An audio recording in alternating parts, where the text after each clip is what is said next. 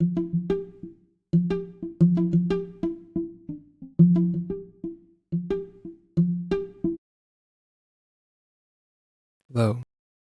and welcome to the Drop of Light podcast with your host, Mike. And today is November 19th, 2024. What a wild time to be alive in. Just so many things unfolding all the time, nonstop. Like the movie Everything Everywhere All at Once. Things are just going so fast. So fast. So if you're here and listening to this podcast, I really want to congratulate you for slowing down, for finding something that is slowing down. As you can see, there's these drops of light behind me. And that's what I decided to title this podcast as. It's a name that came to me. Another name, maybe today we'll talk about podcast names. Another name that I really like is just The Unfolding, although there's already some with that name, or The Immaculate Unfolding. Immaculate unfolding of the universe. This sense of, as Alan Watts would say, wowee, how beautiful it all is. Or another teacher I like, David G. would say, looking at the miracle of life in the midst of all our grievances. Even setting this all up, it's like, is this right? Is that right? Adjustments. Am I ready? Do I need to watch tutorials? Do I need to spend time studying what a podcast is and all that stuff? Or do I just hit record and just see where it takes me? Be unfolding. Get comfortable. Have to make some adjustments as I was saying all that. And the miracle. I'm gonna make another adjustment. There we go. Okay. What would be enjoyable to listen to?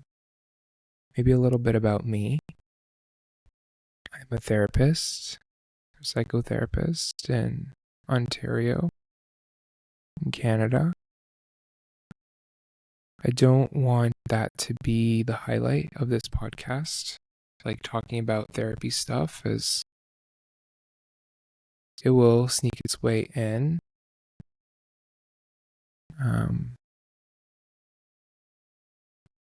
wanted to just reflect on life in general, which has overlap with therapy, but also really any trade overlaps with life. Even podcasting, it's a thing we humans have started doing, and it's something that attracts me. So here I am. And what would be nice? What would be interesting? I genuinely think that so many things are interesting. Initially, the first topic I ever did a test recording of was of failing, or the idea of giving up, and how scary it can be. How our mind can make up a whole story around failure, and then it can make a whole story around success. And how cool that all is. Like, at least I'll have some personal reflections here. Like, there's been many times in my life where I really, like, I giving up made sense. Like, sometimes giving up on everything completely, and sometimes just giving up on a job or a school project, or sometimes even giving up, I see it related to even um, not touching it anymore. Kind of like products finished, like the presentation's done. And I can see it sometimes as giving up, is like, you can always add something and something. So it's kind of like the idea of something just already being complete, you know? And even the idea of one of the times I felt kind of gave up was a graduate program I was in that wasn't serving me, but I really, really wanted to complete. And I left it as incomplete. And I went on and did graduate training later. But at the time, it really felt incomplete.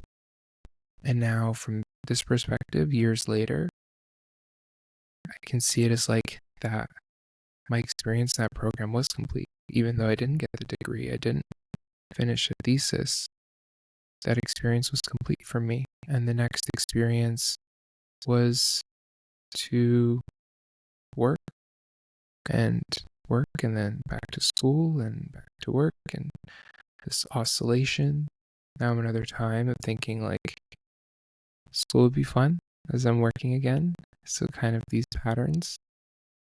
And giving up can feel like an end, and it also can be a beginning.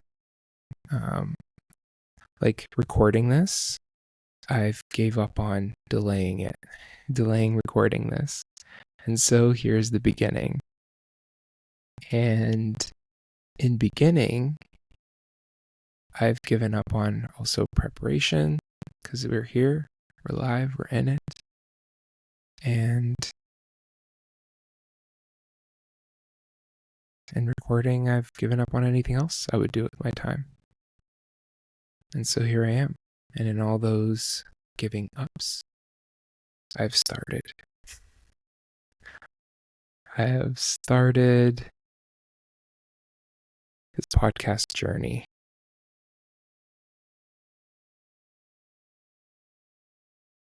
And I sort of want it to feel a little bit a whole bunch of nothing, which at the same time will feel like a whole bunch of everything. Like, imagine if you're listening in and you're like, well, I'm thinking about giving up on relationships, or with people that don't serve me, or it feels like I can't serve them in a way that's healthy for me, or giving up school, job opportunities, things like that. Another topic, maybe if someone feels very distressed, feeling like giving up on life, just know that that also is a beginning. It's a beginning to look at your life, like what is happening.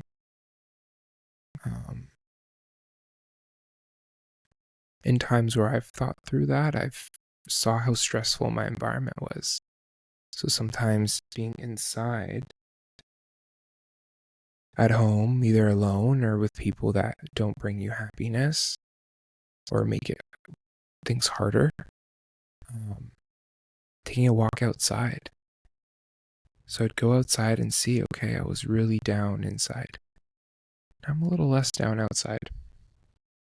Or sometimes you can get really down outside and you go inside and you see the little changes of everything and how quite beautiful that is. And just see where it takes you. If it's like, oh, I really like this place, maybe I want to move near it, or these parks that I like to go to, or if you like driving out to places, just see where it all takes you. And all of a sudden, lo and behold, when you kind of take this look on life that's like really curious to what you're experiencing, regardless how dark it is, regardless how light it is, it allows the experience to send you where you need to go. And this is where my experience has sent me, recording this for you, whoever you are. Strong feeling of mine is I'll be my main audience member for quite some time. And I'm excited. So, Mike, I know it's me talking to you, but you know what's up. You know how much I love you and care about you and things like that. That's another thing I've been working on, because before I would have a lot of procrastination. I still do, but procrastination created this relationship between, past and future Mike and present Mike in a sense. So at the moment, present Mike would, give tasks to future Mike, and when future Mike would turn into present Mike, he would really blame past Mike for creating that experience, and then that tension, nothing would get done because it was all just feeling bad and shameful of like, last 5 days I didn't do this thing. And just blaming the 5 days ago Mike, who kind of doesn't exist anymore. I can't really change anything. And now, and it's more so like, throwing insults to that past Mike for not doing things, which still catches me sometimes. But now it's more so present Mike has all this love for present Mike and future Mike and past Mike too. It all has to connect. So then he would do as much as he can within reason, without exhausting, because there's that playing field, the game, the balancing act of, if I do everything, I will be way too tired to continue doing more things in the future. And if I don't do anything at all, I'll be way too overwhelmed with the increasing task list to do anything either. So it's doing just enough that future Mike can be thankful for the stuff getting done right now, and that the Mike getting stuff done right now doesn't feel like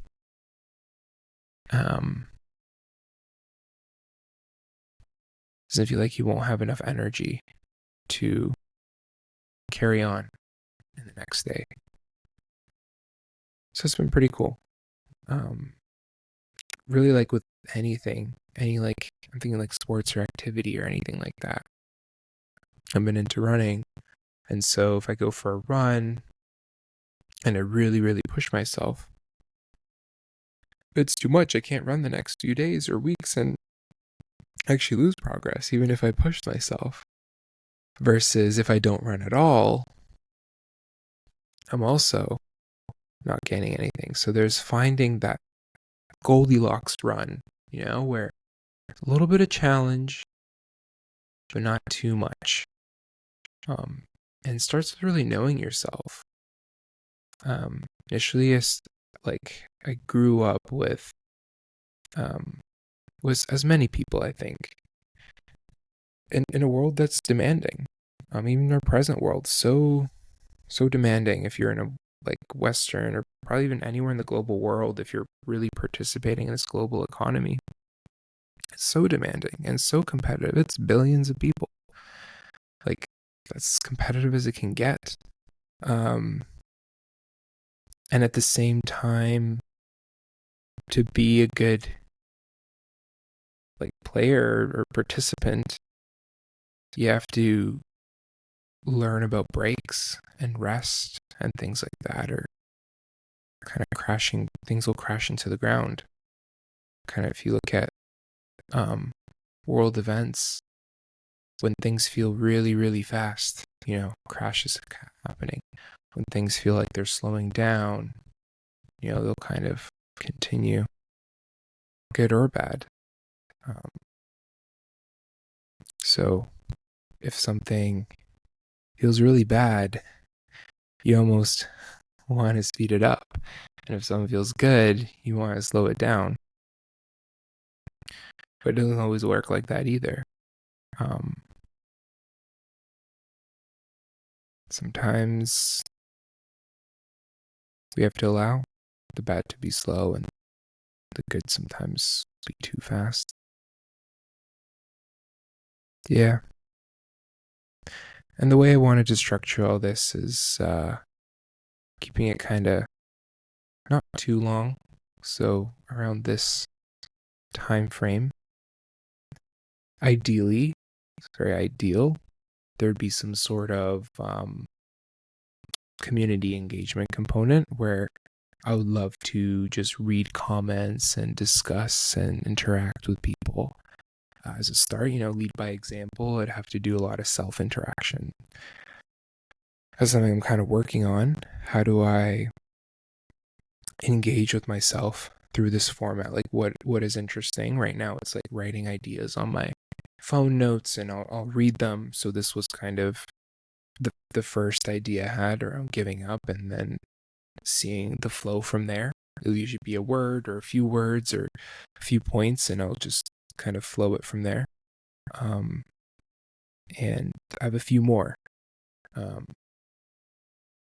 and the idea or the hope is that this doesn't run out so fast, and it can, if it can last kind of like on the long run, kind of going for the marathon, the long haul, rather than a sprint. Um, yeah. So if you listen to this, I hope it sparked something. Wishing everyone a wonderful morning, evening, night, wherever, and just to allow this world to just flow through you as it is, and just that reminder just to be kind, just so kind, and just be have that drop of light in your life, and just know that it's there, it's inside somewhere. And sometimes it's very clear, sometimes it's very, very far away, but it's always there underneath.